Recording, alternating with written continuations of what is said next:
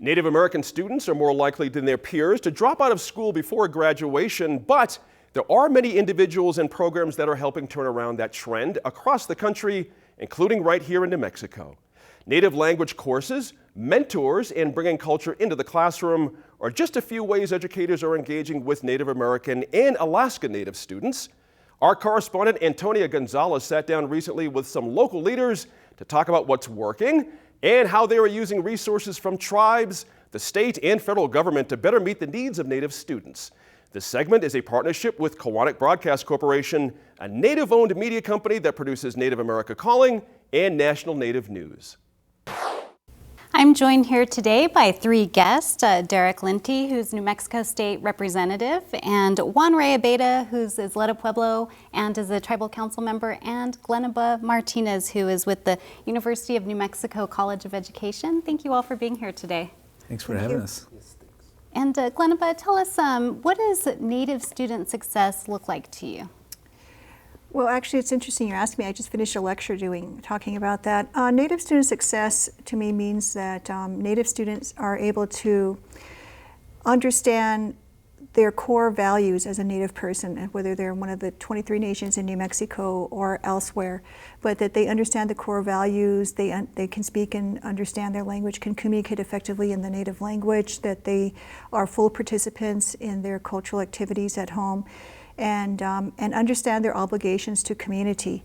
And at the same time, they are also someone who has acquired the skills and knowledge that they feel that they would want to pursue in terms of a profession or a vocation of some sort. To me, it's really understanding, navigating the different skill sets and forms of knowledge. And what about you, Juan Ray? Native American educational success. I agree with a lot with what Ms. Martinez has says, and to grow upon that a little bit, you know, I like to see Native American students who go out there, find the tools in the world, and then come back home and figure out how to apply those tools. Not how we would in American society, but how do we apply these tools and adopt them to who we are as Native Americans, and figure out how to grow our own tools or adapt them or make hybrids, but to create what we need with our Native American students, which is tribal leaders. And we need them to be warriors, but we need them to be warriors now with education. We need lawyers, we need doctors. We need these future leaders to come back home and to really embolden our sovereignty on our reservations. And that's where I see Native American educational success in the long-term goal and the vision. And as a tribal leader yourself, how do you see your impact in that?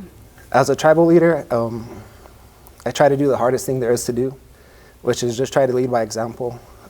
Take every day as a learning experience. Take every mistake as a lesson to learn from. And you know, you try to promote that in your community so that your community knows that everyone's not perfect and that they can make mistakes. And it's not about making the mistake, but how you get back up and how you carry yourself and how you learn from those mistakes. And so I think as a tribal leader, it's very hard to be a politic. And I don't like the word politic. Because politics, they just talk about money. And tribal leaders, they talk about the problems and problem solving. And that's where I'm headed, and that's how I try to make my change, is ideologically, but maybe spreading a message that will change people's hearts to make them want to do better in their communities. And we also have a political person with us as well. So what does it look like to you? What is, and your role as a politician, what does it look like to you to have Native student success? I don't know if I necessarily like the word politician either. I don't consider myself a politician, but to answer your question, I still am of the opinion that it takes a village to raise a child. And in our instances in New Mexico, it takes tribes to raise a child. And in my world, student success, Native student success, does incorporate that it takes a village. It's going to take the immediate family at home. It's going to take the immediate vicinity of the folks that live around the community, extended family, tribal leaders. Once you get out of that realm, then you look to schools, school districts, the teachers, the administrators. Then you move up the chain to policymakers in the hopes that they are allocating the funds appropriately, that they're making the right decisions on behalf of their Native students in hopes that they'll succeed. And if all of those things can come together, success is then laid out for the Native kid, and it's upon them then to just take all those tools that they have with them and hopefully follow a path and become successful. And do you see school districts in New Mexico meeting that need? There are some. There are absolutely some school districts that are stepping up to the plate, that are making those conscious decisions, those small changes in priorities and how they spend money, and how they utilize fundings that they receive federally or through the state to ensure that like I said, funds are being appropriated to, whether it be culturally competent or culturally relevant, culturally relevant experiences like language programs or like other efforts that they have in regards to how a Native student will succeed in a public school forum. There are also other examples down the way, but unfortunately, Native students still stagger far behind other ethnicities in regards to success in the public school arena. And Glenaba, in your research, looking at what we're talking about, and when it comes to even looking at these statistics about Native students in different areas and compared to their counterparts, what do you see needs to be done when it comes to either programming or policy? Well, I think when you look at, like for example, in today's Albuquerque Journal, there are 2 articles related to Native American student achievement. And what's concerning is the fact that the assessments that they use, we have to question whether or not they're authentic assessments. Are they truly testing what students know? And then the other concern about it is the fact that I wonder about what a student has to, the compromise that takes place for a student to be successful using Western constructions of assessment. For example, oftentimes you'll have test items, verbal test items, for example, in the SAT or ACT exams, college entrance exams, that are looking for a specific type of content knowledge, which may well be complementary of what that Native student may know as a Native person who comes from Taos Pueblo, for example, but maybe that particular concept runs contrary to how they experience it as a Native person growing up at Taos Pueblo. So my concern is about assessment, but I believe that right now the policies that we have, I think we have good intentions. We have a lot of good people working hard at the 23 school districts as well as at the different levels from national level down to local levels, as well as in the state legislature.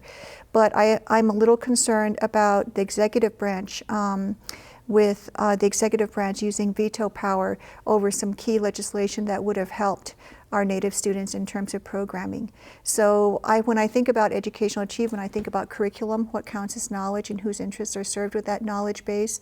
I think about policy, and I think about what are the policies in the school, all the way from extracurricular activity participation to school attire and all the different things of the daily lived experiences of being a Native student, to assessment and what counts as assessment and what are people looking at. And I think that we are in a current state of high stakes testing, and I'm very concerned that the things that programs like Native language instruction that Christine Sims has with the Native Language Center at UNM, I'm afraid that some of that may become marginalized in the interest of trying to get students to do well on the PARC or the SBA or any of the other assessments that they use in the districts. And Derek, she had mentioned, Glenaba had mentioned a bill, which was your bill. Right. Oh, was it your bill? Can you go ahead and just tell us a little bit about that? House Bill 484 was a bill that I worked on with some of my counterparts in the Democratic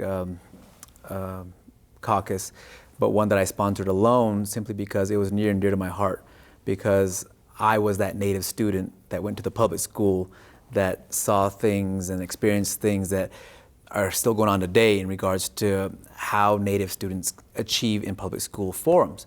And so House Bill 484's intent was to simply bring together a method and accountability system, a systematic way to achieve certain goals to help Native students succeed. And what that meant was that they utilize the federal funding that each school district in the 23 school districts identified as historically having Native American students, how they can utilize that federal funding differently, not necessarily requesting new funding, but how they can prioritize how they utilize that funding for whether it be culturally relevant programs like language, or other places to where Native students are lacking far behind other ethnicities like math, like science, like reading, to ensure that they can escape being that low totem pole statistic and move their way up. And so the measure behind House Bill 484 was simply to utilize that federal funding differently. And unfortunately, 2 weeks ago, it was vetoed by our governor, Governor Martinez, to which she identified my legislation as an unfunded mandate. Unfortunately, she did not see the goal and the relevancy that my counterparts in the legislature on both sides of the aisle, both Republican and Democrat, found the legitimacy and found it relevant that this is a good piece of legislation, to which in the House it passed unanimously. In the Senate, I think there was probably about 5 votes that were in the opposition, but at the end of the day, we had a strong showing of support on behalf of Native American students in this state. And unfortunately, it'll have to wait another couple of years before I can run that again. But believe you me, is that we're going to push it, and we're going to make sure that our students, our Native students, will succeed. And to piggyback on that one, Ray, of making sure Native students succeed if something, if the funding's not there or if a program isn't there, how important is community and family? And talk a little bit about how you see that playing into Native student success. It's the core of the core. I mean, Representative Lenti hit on, the core. And I think also Ms. Martinez hit about the core. But that's the core. And what we're finding is that core is being deteriorated. And when you look at a socio-ecological model of that core and your levels of support that ripple out, it's supposed to be from the individual to sometimes the family member, to the larger family, to your clan, to your community, and then eventually ripples out to the legislature positions and how you make laws to protect your community. What I'm seeing in my community, and what I'm kind of seeing in a lot of the places, is that that core is no longer there. And sometimes an individual's first line of support is sometimes the organization, is sometimes JOM, is sometimes Indian education. The first level of support for some people is sometimes going to their tribal council leader, rather than trying to figure out the pieces in between and actually making a structure that works. So if the core is not there, and people are bypassing the core, then we have a system that's out of whack. And to me, that's what I'm kind of seeing is that, and especially in tribal communities, and I can't speak to all tribal communities, I only know my own tribal community and when I see it. But I think to restore that model and to become more dependent on that model incorporates teaching core values in your family, incorporates talking with your elders in your family to know your history, know where you're coming from, know the reasons why you do things. Reaching out to your programs in your community. We have a lot of programs in Isleta Pueblo.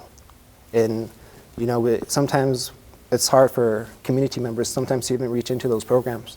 But I don't know the reasons why either. Sometimes they're busy with their own life. Sometimes everyone's selling away their destiny to work a 9 to 5 to earn a paycheck. And again, everything seems to be tied to the economy. But coming from my perspective as a tribal leader and someone that wants something good for my community, money is not solving any problem anywhere. It all starts with the individual at that center of that core, what's in their heart, what's their core values, and amplifying those to get more people to stand firm together, to build a community, and to repair ourselves. Money is not going to do it. The United States government took away our rights a long time ago. We've been fighting 500 years to still get them back. So that system's not working. And we could look back 500 years and say it's not going to work. So as a tribal leader, that's one of the main things I need to do is repair the core. And then we start fixing our communities. And Glenn, while you're shaking your head listening to what Juan Ray has to say, as an educator and somebody who's worked in the field for a long time, what needs to be done for Native students to inspire, empower them, and get them to cross the graduation line? Well, I think that's a very important question to ask, and I think that we could ask it at the individual level. There may be some students who need that family support, or there may be some students who need that motivation from their teachers. For some students, it's participating in interscholastic sports or extracurricular activities that somehow enrich their experiences. For some students, it's about setting goals post-secondary education that inspire them to do things. For some people, it's this true love that you're talking about, this true commitment to your community, and you're answering the question, what can I do? What will be my contribution to my community? So you have to have some kind of extrinsic and intrinsic motivation, and that motivation may be cultural, it may be economic. For some students, it's about making money, and it may be political, they want some kind of power at some point. It may be cultural. So there's all kinds of reasons, but you know, I teach Native Studies at Foothill High School, which is Native youth who are incarcerated at YDDC and at Camino Nuevo. And I always think to myself, well, you know, where is all of this knowledge going? And I think to myself, well, when they're released, when these students are released into the public, I want them to feel empowered, and I want them to feel that in spite of what happened in their childhood to get them to that facility, that they can leave that facility and they can feel empowered and they can feel proud of who they are. Because if you feel proud about yourself, if you have high self-esteem, you're going to do a lot of good things. And sometimes that self-esteem is built culturally. I think about at Taos how we have a lot of young men and young women who participate, and it's beautiful when you see them and they're proud. They're proud of what they do, and they carry that pride with them to school. And so I think, like I said, individually, collectively, I think, you know, it's kind of like a Venn diagram. There's some things that overlap, and there's some things that are very specific. And your thoughts on inspiring and empowering? Allowing them to grow up and be who they are, and ensuring that they are proud of where they come from. At the end of the day, I go back to a statement that my dad taught me, is that you were born an Indian, you'll die an Indian. What happens between those 2 points in your life is incumbent upon how you live your life. And we have to be mindful that as we sit around this table, our forefathers, our ancestors, my grandfather and my great-grandfather, those are just 2 generations ago, were the ones that were taken from their homelands. Their hair was chopped, and they were taught not to speak their native language because it was wrong. And here we are now trying to become recustomed to the Western way of education. And some of us have taken a role to where we had to find our way in doing so. And I do believe that if we can lead by example, like Councilman stated, that if we can lead by example, that we can show that there are identified people and places and experiences that folks have in this state that, yes, they went to a public school system. Yes, they went to college. Yes, they went on to do other things in their lives that were significant. If they can have that example and see that, then our children can say, it doesn't matter if I go to a public school, if I come from a broken home, if I have certain things that statistically I'm not supposed to succeed. The fact is that everybody is capable of success. Every single person, regardless of their ethnicity, social status, their financial capabilities, because at the end of the day, those students need to understand that everybody has a value, that they have a value, and that they are worth something, and that it takes those chance encounters, whether it be on the reservation, on the tribal lands, or their teachers at school, or their administrator, or someone they meet along the way, to just give them that encouragement. And I think if we can share that with our students, and we can show them and lead by example, they'll be more adept to expect success. And any final thoughts, Juan Ray? It's better when you give me a question. Okay, just adding to just inspiring, empowering Native students to graduate. Empowering and inspiring them. I'll tell you what, if this is a message to the students and to all the youth out there, you know, I'm looking for future leaders. I'm looking for future people to take on this responsibility, to embody what it is and bring those tools back to who we are as Native American people. That's who I'm looking for. If you want to be a warrior in your community, if you want to be a leader in your community, if you want to stand up for the rights of your community, if you want to make a difference and change the world, I'm looking for you. I'm asking you to start doing it, start making the smallest changes in your life, and add those changes and add them up over a year, add them up over 10 years, add them up over a high school diploma. And those small increments are going to add up to something great, and you're going to be great. So I'm looking for you to be great, and I'm looking for you to come back and be a leader and be educated and to carry on the cultures and the traditions and the language. All right, well, thank you all for joining us today. Thank you. Thank you.